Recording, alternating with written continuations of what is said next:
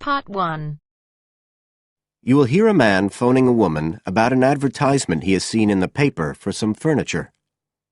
First, you have some time to look at questions 1 to 5.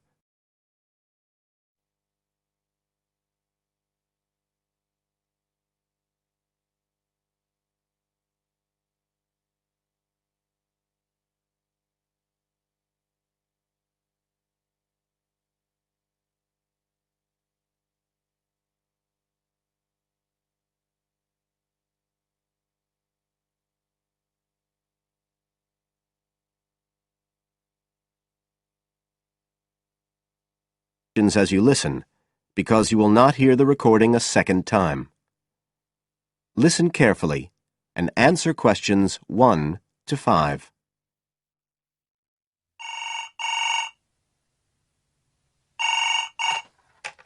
Hello? Oh, hello. I'm ringing about the advertisement in yesterday's newspaper. The one for the bookcases. Can you tell me if they're still available? We've sold one, but we still have two available. Right. Can you tell me a bit about them? Sure. What do you want to know? Well, I'm looking for something to fit in my study. I'm not too worried about the height, but the width's quite important. Can you tell me how wide each of them is? They're both exactly the same size. Let me see, I've got the details written down somewhere. Yes, so they're both 75 centimetres wide and 180 centimetres high. Okay, fine. That should fit in okay. And I don't want anything that looks too severe. Not made of metal, for example. I was really looking for something made of wood. That's all right. They are, both of them. So, are they both the same price as well? No, the first bookcase is quite a bit cheaper. It's just £15. We paid £60 for it just 5 years ago, so it's very good value. It's in perfectly good condition. Well, they're both in very good condition, in fact. But the first one isn't the same quality as the other one. It's a good, sturdy bookcase. It used to be in my son's room, but it could do with a fresh coat of paint. Oh, it's painted? Yes, it's cream at present. But as I say, you could easily change that if you wanted, to fit in with your colour scheme. Yes, I'd probably paint it white if I got it. Let's see, what else? Oh, how many shelves has it got? 6. 2 of them are fixed, and the other 4 are adjustable, so you can shift them up and down according to the sizes of your books. Right, fine. Well, that certainly sounds like a possibility. Before you hear the rest of the conversation, you have some time to look at questions 6 to 10.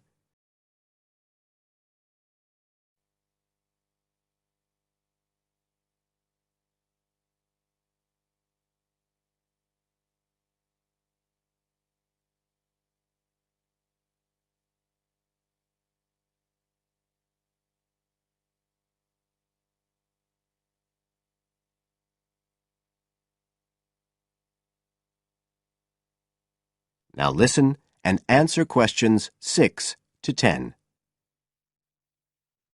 But the second one's a lovely bookcase too. That's not painted, it's just the natural wood colour, dark brown. It was my grandmother's, and I think she bought it sometime in the 1930s, so I'd say it must be getting on for 80 years old, so it's very good quality. They don't make them like that nowadays. And you said it's the same dimensions as the first one? Yes, and it's got the 6 shelves, but it also has a cupboard at the bottom that's really useful for keeping odds and ends in. Right. Oh, and I nearly forgot to say, the other thing about it is it's got glass doors, so the books are all kept out of the dust. So it's really good value for the money. I'm really sorry to be selling it, but we just don't have the room for it. So what are you asking for that one? £95. It's quite a bit more, but it's a lovely piece of furniture. A real heirloom. Yes. All the same, it's a lot more than I wanted to pay. I didn't really want to go above 30 or 40. Anyway, the first one sounds fine for what I need. Just as you like. So, Is it all right if I come round and have a look this evening? Then, if it's okay, I can take it away with me. Of course. So you'll be coming by car, will you? I've got a friend with a van, so I'll get him to bring me round. If you can just give me the details of where you live. Sure. I'm Mrs. Blake. Blake. That's right. And the address is 41 Oak Rise. That's in Stanton. Okay, so I'll be coming from the town centre. Can you give me an idea of where you are? Yes. You know the road that goes out towards the university? Yes. Well, you take that road and you go on till you get to a roundabout. Go straight on, then Oak Rise is the first road to the right. Out towards the university, past the roundabout, first left. First right. And we're at the end of the road. Got it. So I'll be round at about 7, if that's all right. Oh, and my name's Connor. Connor Field. Fine. I'll see you then, Connor. Goodbye. Goodbye.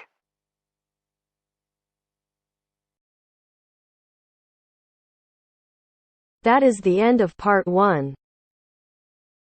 You now have half a minute to check your answers.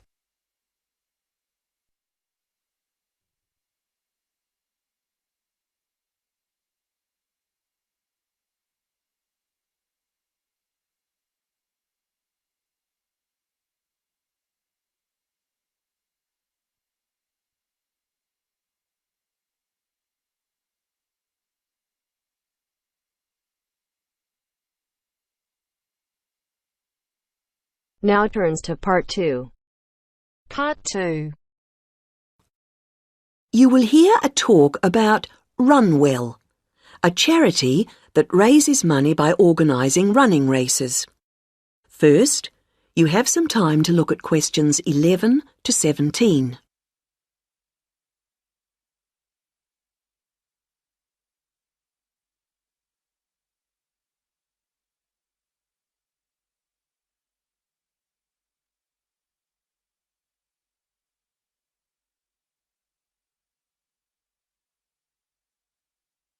Now listen to the first part of the talk and answer questions 11 to 17. I'm very pleased to have this opportunity to tell you something about the Runwell charity and the work we do. I'll give a brief overview of what we do, and I hope you may be able to help, and then there'll be time for questions at the end. Runwell's founder, Mike Hughes, took up long-distance running in 1987, raising money by doing sponsored half marathons, and in 1992 established the charity as we know it today. By 1997, the runs were being filmed by local TV, and today they appear on national TV every year. All the funds collected by Runwell go to the hospital, with the idea that those fit enough to run use their energy to assist the provision of people who are unwell for whatever reason. Now, if you want to race, and I assume that's why many of you are here, let me explain a couple of the basics. Races are run by teams, so you need to form and register a team. What you wear to run in is up to you, and I know some teams come up with some pretty wacky ideas. We have a standard design for your numbers, which we ask you to reproduce. So you make them up according to that standard. We don't want to spend valuable funds on doing that ourselves. Now, the race is run as a kind of relay, so while you won't actually compete side by side, we do recommend that you train as a group. This helps to optimise performance and build team spirit. It will also give you a fair idea of how much you need to eat and drink over the race distance. This is clearly essential for an effective performance, so please make sure you come along to the race with sufficient food and drink. Again, we don't spend money on providing that, but you do need to keep yourself going for the 20-kilometre course. The course goes through the town, then out through Highfield Park, concluding in the main square, where the applauding spectators will be ready to greet you. There are many different prizes, including oldest runner, youngest runner, team with the most sponsorship, team with the best costume. That one's donated by Zoom Fashions. The Mayor will introduce the Minister for Health, who will hand over each prize to the winners, and then the hospital president will make a short speech. Before you hear the rest of the talk, you have some time to look at questions 18 to 20.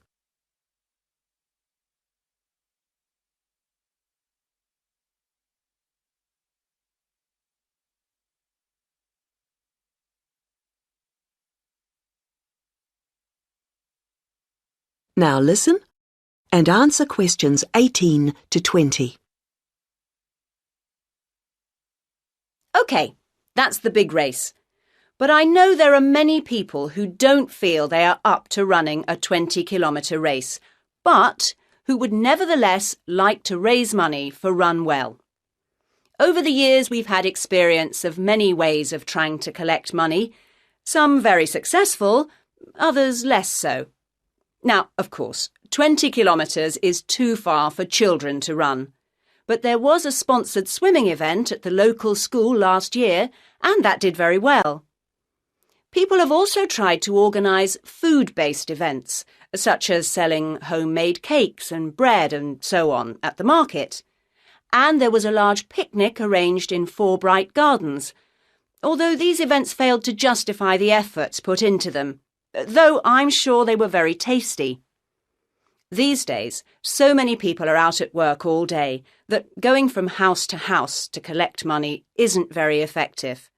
But it is possible to raise useful funds by selling small promotional items, such as badges with the Run Well motif on them. We're currently checking to see if postcards, perhaps showing the race's winners each year, might also be a good idea or not. We do appreciate the efforts that have gone into selling second-hand goods, but to be honest, the returns have not been very high on this. One very dedicated group organised a team quiz recently, which went very well, and it would be good to see more such activities. There's also been talk of a concert, but we'll have to see how plans for that progress. Now, are there any questions at this stage?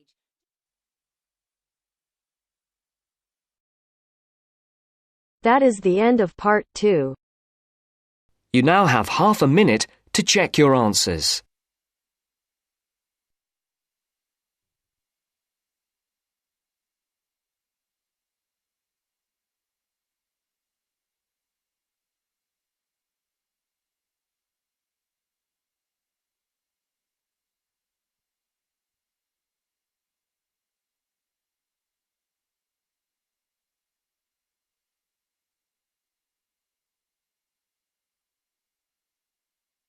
Now turns to part 3.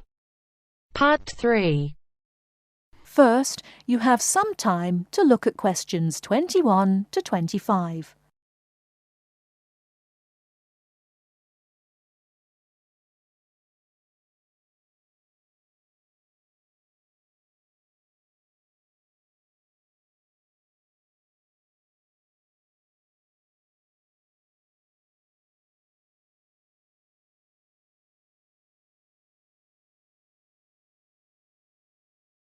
Now listen carefully and answer questions 21 to 25. Welcome to Orientation Week. Today I am here with the captain of our school's women's gymnastics team. Her name is Elizabeth Rain, and she is a fourth-year student. I hope you can all see her as an example of a responsible student and athlete, a role model for everyone. Hi, Elizabeth. Thank you for stopping by our Orientation Week. Thank you for having me. Welcome to our university, everyone. If there are any of you thinking about joining our school's athletic program, I would strongly encourage you to do it. Being a part of the gymnastics team has been one of my best experiences during my time at this school. It has taught me so much about teamwork and friendship, and has even taught me how to improve my academics by prioritizing my time. I have some questions that I am sure the students will want to know the answers to as well.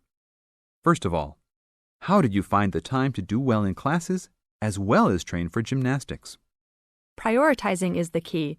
You must be very organized. Every day I wake up and I know what I must do for the day. I plan things in order of importance. For example, if today I have a competition for gymnastics in the afternoon, then I know I have to finish my homework and studying in the morning. In other words, keeping an organized schedule of your priorities is very important. Can you explain to the students a little bit about your study habits? Well, I usually try to take classes that I'm interested in. This way, I have no excuse not to study because I chose the classes out of my own preference. I separate my study time by class. For example, if I have 5 classes for this semester, I will study for 1 class a day from Monday through Friday, and then review for all of them on the weekend. I won't try and study for all 5 of my classes at one time. It is too hard to do that, to remember everything and not feel like you are going crazy. It is very important to focus the time that you set aside for studying. I do not study with the television on. I try to keep away from all distractions because I find that I learn better that way. But of course, how each individual will study depends on each person. Before you hear the rest of the talk, you have some time to look at questions 26 to 30.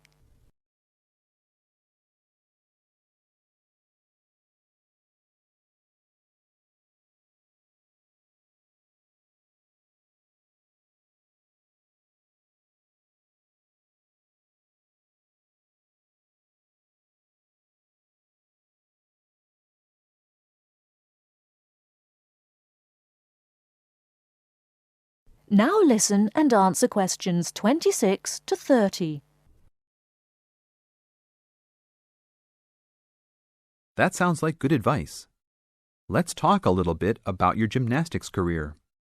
How long have you been doing this sport for, and what has been the best moment of your college participation? Well, I've been participating in gymnastics since I was a kid. My parents got me involved in the sport. The best moment. I would have to say that there is not one single instance that stands out in my mind as the best moment, but more of a whole experience. My first year in university was definitely one of the best years of my life. I met my best friends that year and really learned to grow up and be independent. Our team went to the national championships that year, and it was an incredible experience, so I would count the whole year as my best experience in college. How about the worst moment? It is true everyone goes through bad experiences. My worst experience would have to be the fall of last year when I broke my wrist. I was unable to participate in sports for the remainder of the year and had to learn how to write with my left hand. I guess when I look back at it, though, even though I wouldn't wish this to happen to anyone, this experience definitely made me stronger as a person. It taught me to look at life with a new perspective and to really value the friends and family that are important and close to me. Thanks for your time, Elizabeth. Do you have anything else you want to tell the new students? Just have a good time. Don't stress out too much, but be responsible for your actions. Work hard and play hard. That's my motto for life. That is the end of part 3. You now have half a minute to check your answers.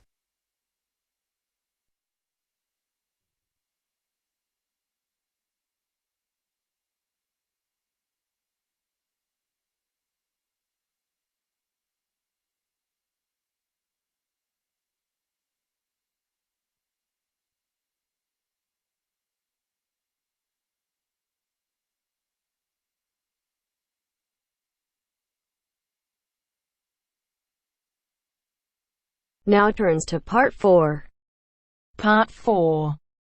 You will hear an extract from a university lecture on the topic of marketing. First, you have some time to look at questions 31 to 40.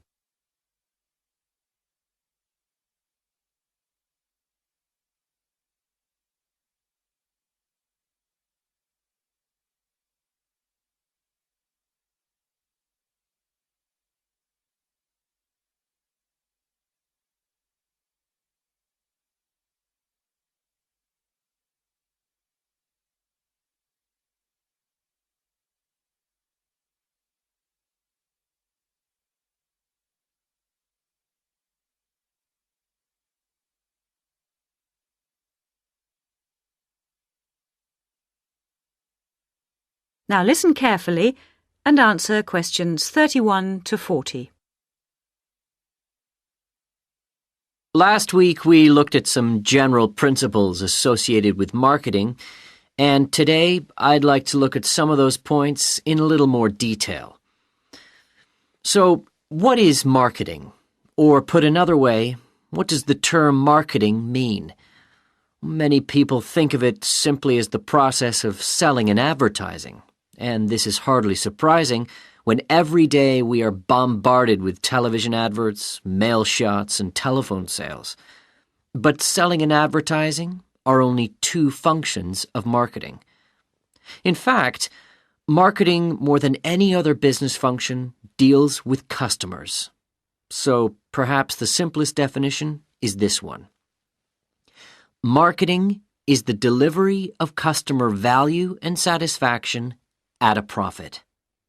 In other words, finding customers, keeping those customers happy, and making money out of the process. The most basic concept underlying marketing is the concept of human needs. These include basic physical needs for things like food, as well as warmth and safety. And marketers don't invent these needs. They're a basic part of our human makeup. So, besides physical needs, there are also social needs, for instance, the need to belong and to be wanted. And in addition to social needs, we have the need for knowledge and self-expression, often referred to as individual needs. As societies evolve, members of that society start to see things not so much in terms of what they need, but in terms of what they want. And when people have enough money, these wants become demands. Now, it's important for the managers in a company to understand what their customers want if they're going to create effective marketing strategies, so there are various ways of doing this. One way at supermarkets, for instance, is to interview customers while they're doing their shopping. They can be asked about their buying preferences, and then the results of the survey can be analyzed. This provides reliable feedback on which to base future marketing strategies. It's also quite normal for top executives from department stores to spend a day or two each month visiting stores and mixing freely with the public, as if they were ordinary customers, to get an idea of customer behavior. Another way to get information from customers is to give them something. For instance, some fast food outlets give away vouchers in magazines or on the street that entitle customers to get part of their meal for nothing. As well as being a good way of attracting customers into the restaurants to spend their money, it also allows the managers to get a feel for where to advertise and which age groups to target. Another strategy employed at some well-known theme parks, such as Disneyland, is for top managers to spend at least one day in their career touring the park dressed as Mickey Mouse or some other cartoon character. This provides them with the perfect opportunity to survey the scene and watch the customers without being noticed. Okay, well, we mentioned customer satisfaction at the beginning of this lecture, and I'd like to return briefly to that as it relates to what we've just been talking about. If the performance of a product falls short of the customer's expectations, the buyer is going to be dissatisfied. In other words, if the product you buy isn't as good as you'd expected, then the chances are you'll be unhappy about it.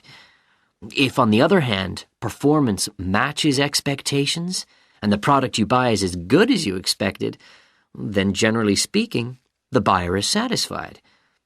But smart companies should aim one step higher. They should aim to delight customers by promising only what they can be sure of delivering and then delivering much more than they promised. So then, if, as sometimes happens, performance is better than expected, the buyer is delighted and is twice as likely to come back to the store. Now, let's move on to look at the role of advertising.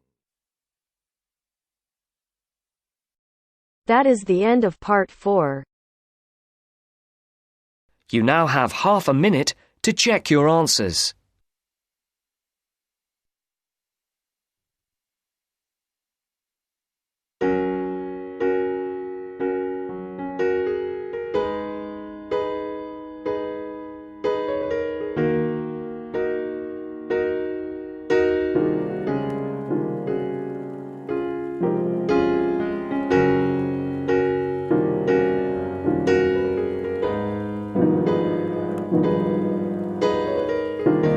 That is the end of the test. You now have 10 minutes to transfer your answers to your IELTS listening answer sheet.